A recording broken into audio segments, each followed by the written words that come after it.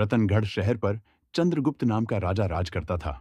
उसके 4 बेटे थे जो बड़े बहादुर और प्रतापी थे। उसके सब बेटों में बड़ा बेटा मदन सेन सबसे वीर और सुंदर था। मदन सेन की पत्नी का नाम चंद्रप्रभा था। वह भी बेहद सुंदर थी। वह अपने समान सुंदर किसी दूसरी स्त्री को न समझती थी। चंद्रप्रभा हर काम में होशियार थी। एक दिन की बात है कि मदन सेन के पिता अर्थात राजा ने उसे उसकी किसी खता पर नाराज होकर देश निकाला दे दिया। राजा का हुक्म सुनकर जब चिंतित मदन सेन महल में आया तो मदन सेन को उदास देखकर उसकी पत्नी ने पूछा, आज आप उदास क्यों हैं? मदन सेन बोला, अब तुमसे क्या कहूं। आज पिताजी ने मुझे 12 वर्ष के लिए देश निकाला दे दिया है, इसीलिए मैं तुमसे विदाई मांगने आया हूं। यह सुनते ही चंद्रप्रभा गश खाकर गिरी और बेहोश हो गई। उसकी यह हालत देखकर मदन सेन के रहे सहे होशो हवास भी जाते रहे। वह सोचने लगा, मैंने बहुत बुरा किया जो अपनी पत्नी को सब कुछ बता दिया। मदन सेन ने जब चंद्रप्रभा पर गुलाब जल छिड़का तो उसे होश आया।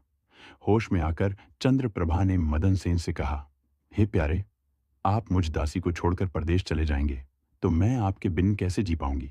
मैं भी आपके साथ ही चलूंगी।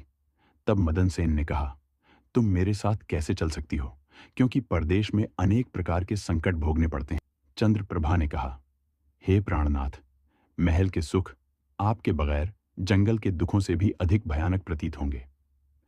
मदन सेन ने सोचा कि चंद्रप्रभा मेरे बगैर नहीं रह सकती, इसलिए मुझे यह शोभा नहीं देता कि इसको तड़पता छोड़कर चला जाऊं। बेहतर यह है कि इसे भी साथ ले चलूं। मदन सेन ने अपनी पत्नी से कहा, अच्छा, तुम उदास मत हो, मैं तुम्हें अपने साथ ही ले चलूंगा। चंद्रप्रभा बड़ी प्रसन्न हुई और अपने पति के साथ जाने की तैयारियों में जुट। अगली सुबह चंद्रप्रभा और मदन सेन शहर से निकलकर एक जंगल में पहुंच गए। जब चलते चलते थक गए तो एक उचित जगह देखकर वे एक बरगद के वृक्ष के नीचे विश्राम करने लगे। वे बहुत अधिक थके हुए थे, अतः ठंडी हवा के झोंकों ने उन्हें नींद की वादी में पहुंचा दिया।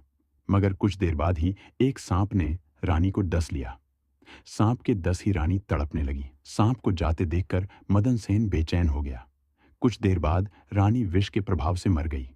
रानी को देखकर मदन सेन ऊंचे स्वर में विलाप करने लगा। उसका रोना धोना सुनकर जंगल के जीव जंतु गुड़ने लगे।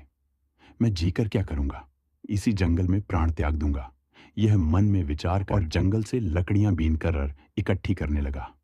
वह लकड़ियां इकट्ठी करता जाता और रो रो कर कहता जाता था, रानी की चिता में मैं भी जल जाऊंगा। संयोगवश शिव पार्वती जी पृथ्वी लोक का भ्रमण करते हुए उसी जंगल में आ पहुंचे। पार्वती ने जब मदन सेन के रोने की आवाज सुनी तो उन्हें बड़ी दया आई। उन्होंने शिव से कहा, हे प्रभु, कोई मानव हृदय विदारक स्वर में रो रहा है। उसके रोने से मेरा हृदय कांप रहा है। आप मुझ पर दया करके उसका दुख दूर कीजिए। पार्वती की बात सुनकर शिव ने कहा, हे प्रिय, मैं तुमको इसीलिए तो अपने साथ नहीं ला रहा था क्योंकि संसार में हर प्रकार के दुखी मनुष्य हैं। तब पार्वती ने कहा, हे स्वामी, कुछ भी हो, इसका दुख तो आपको अवश्य ही दूर करना पड़ेगा। शिव ने मदन सेन से पूछा, तू क्यों रोता है, तुझको क्या दुख है? मदन सेन ने कहा, मैं आपको अपने दुख का हाल कैसे सुनाऊं। मुझे इतना दुख है कि यदि धरती फट जाए तो मैं उसमें समा जाऊं। मदन सेन की बात सुनकर भगवान शिव को दया आ गई और उन्होंने उससे कहा, तू हमसे बता कि तुझे क्या दुख है। मैं रत्नगढ़ के राजा चंद्रगुप्त का बेटा हूं। मेरे पिता ने मुझको देश निकाला दे दिया, इसलिए मैं और मेरी पत्नी इस जंगल में आ गए। यहां आकर मेरी पत्नी सर्प के डसने से मर गई। अब उसका विरह मुझसे सहन नहीं हो रहा है, इसलिए मैं लकड़ियां एकत्र कर रहा हूं ताकि अपनी प्यारी पत्नी के साथ ही जल मरूं।